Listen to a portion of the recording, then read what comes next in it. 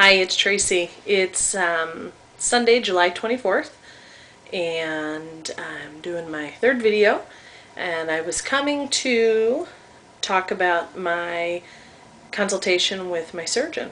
So I just had that appointment last Thursday, and I really like my surgeon, Dr. Wallace is his name, and he's through the Kane Center, which is in the suburbs of Chicago.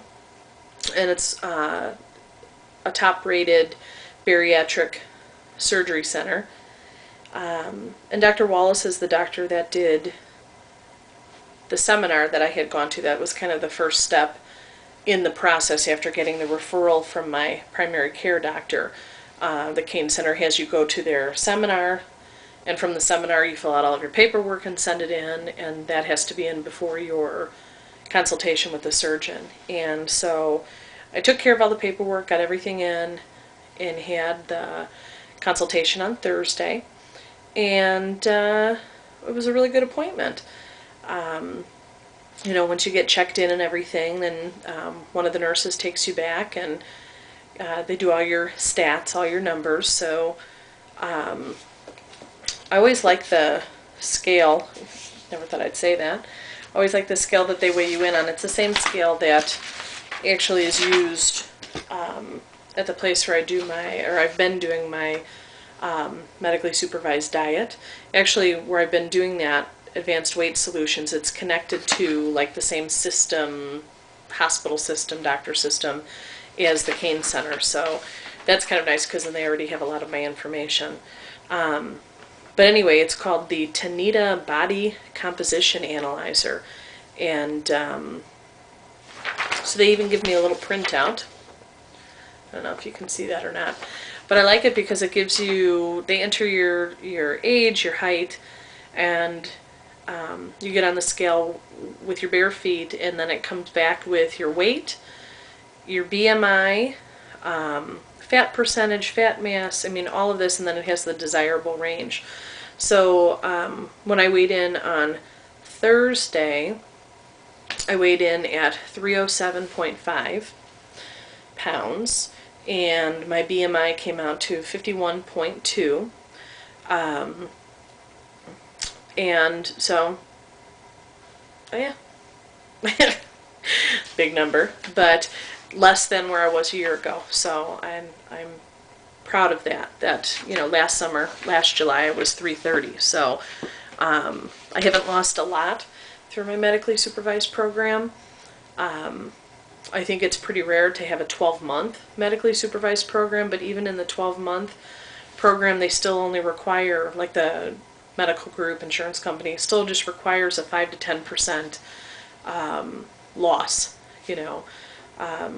And I'm sitting right around there. You know, I want to take off a little bit more, obviously, because that's the goal. But yeah, so anyway, it starts with that. They took my blood pressure, which was a little higher than it's been. But my blood pressure has been borderline high for probably about 2 years now. Never had an issue with it, except for when I was pregnant.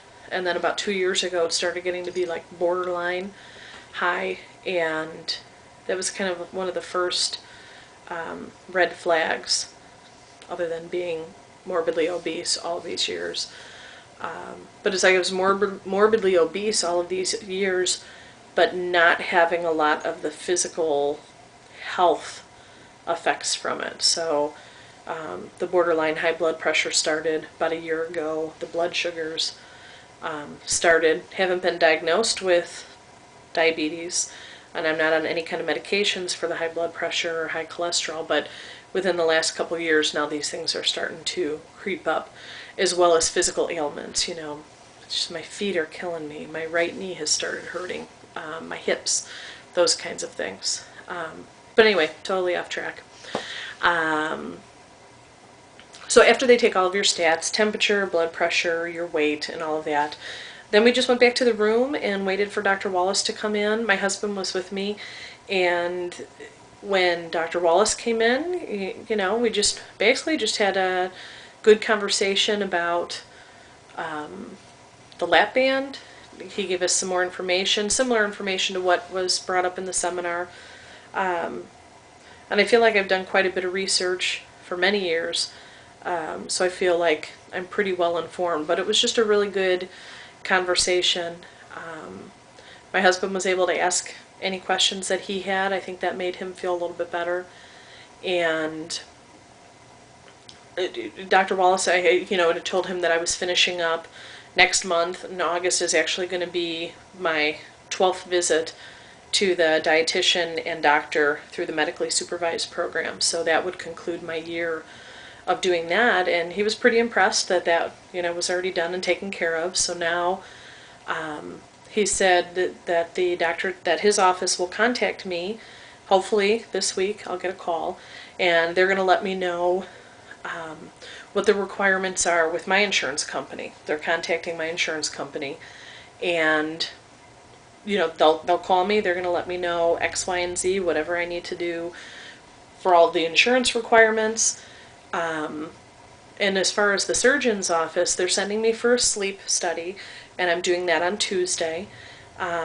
So that's one of their requirements. And then I think for the surgeon's office, it's once all the insurance stuff is approved, then it's just pre-surgery blood work and tests, that kind of thing. I feel a sneeze coming on. Hopefully it won't. Sorry. Okay. Hopefully it's passed. So anyway, I was really pleased after the consultation with the surgeon. And sleep test on Tuesday. Hopefully a call from the doctor's, the surgeon's office sometime this week, and I can find out exactly, what the next steps are. But my plan is, of course my plan may not be what the insurance company's plan is, but my plan would be to have the surgery sometime in October. Beginning or mid-October would be my hope. I'm a teacher, and I'll be teaching summer school, so August is taken up with doing summer school and also getting ready for the next school year. We start the third week in August, and I don't want to be out in September. Even if I'm only out for a week, kind of hoping for a week and a half to 2 weeks after the surgery, but even if I only did a week, the beginning of the school year, it's not a good time. It's not fair to the kids. The timing is not good. So I'm kind of thinking parent conferences are the beginning of October. I want to kind of get through that first part, and then maybe right after that, which would be the beginning of October, mid-October, I think would be really good timing.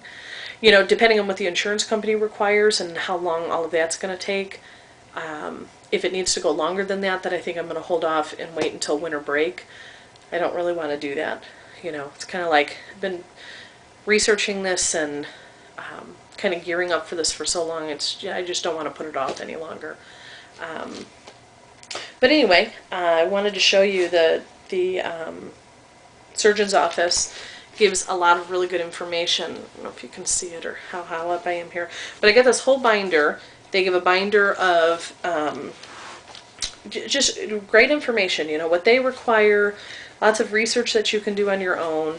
And then they also gave further information in a full, just all kinds of information, which, as a teacher, I just love it. Give me my reading material, and I'm shocked that it's not highlighted and post-it noted yet, but it will be shortly. But there was one part in here, let me see, actually, it's in the book back here. So here we have the Cane Center, the wait is over. I don't know if you can see that, but they gave a, sorry, here we go. They have a page in here that says seminar to surgery. So basically all of the steps that you need to go through. And, I'm pretty far down the list.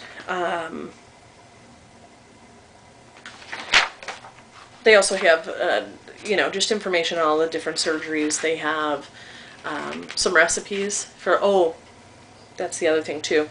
They do require a 2-week liquid diet prior to surgery.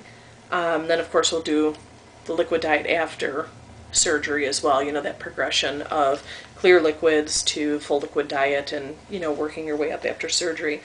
But the 2-week liquid diet that they require prior to surgery, they actually require you to purchase through them. So they want to make sure that they know the nutrition that you're going to be getting. And it's a meal replacement system, probably pretty similar to what, you know, everything that's out there.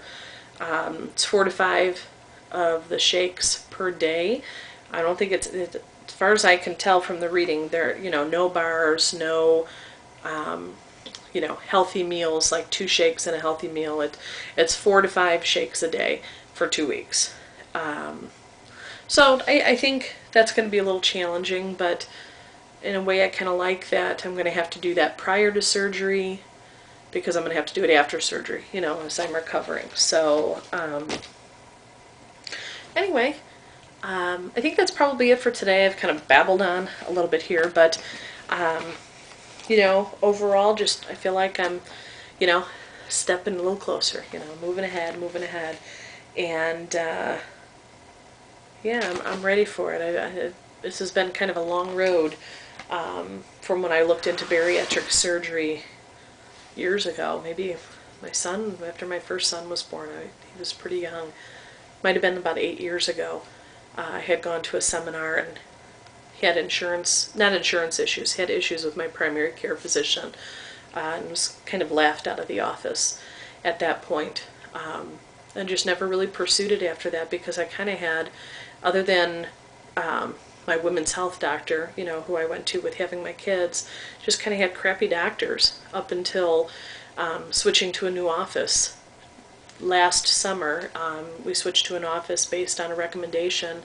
A lot of ladies at work and a lot of other people that I know were going to this one particular doctor at this office, and I figured I've got nothing to lose. I've had crap doctors prior to this. My husband and I both switched and absolutely love our primary care physician. And so we just started seeing her a year ago, last July, and I actually didn't even bring up weight loss surgery to her. She brought it up to me. And of course, just waterworks start. And I can start the waterworks right now thinking about it. Because I just never thought it would be an option after everything I had gone through over the years with all the crappy doctors. And I do have Blue Cross Blue Shield of Illinois, and I actually have an HMO. So it has to come from your primary care doctor. You have to have the referrals and all of that to move forward. And, you know, my husband and I were in for our initial appointments, you know, doing basic, you know, the basic wellness check and everything. And she was going over medical history and that. And I had told her, you know, the things that I had tried over the years. And, you know, I did ask what her recommendation would be, you know, through her office, through her resources, were there support programs, were there counselors or therapists, diet programs, you know, medications, you know, something that I could try that's new. And, you know, she said, have you ever heard of the lap band? And I was like, whoa. Yeah, just the waterworks started, and I thought, okay, you know, we were brought to this place, you know, everything happens for a reason, time and place, and there is a plan, and for whatever reason, that was the time for it. And so anyway, I've been on this path longer than a year, but officially for 1 year through our new doctor, and right time, right place, and I'm ready to go. So anyway, now I've really babbled on for a long time. And so anyway, I have my sleep study on Tuesday, and if I can, if I'm brave enough, I'll take the camera with me in there and get a little clip of me, you know, all geared up with all the wires, and I forget whatever else they said, something on my chin, and I'm sure I'll get a good night's sleep that night. Anyway, for now, take care, and I'll talk to you soon. Bye.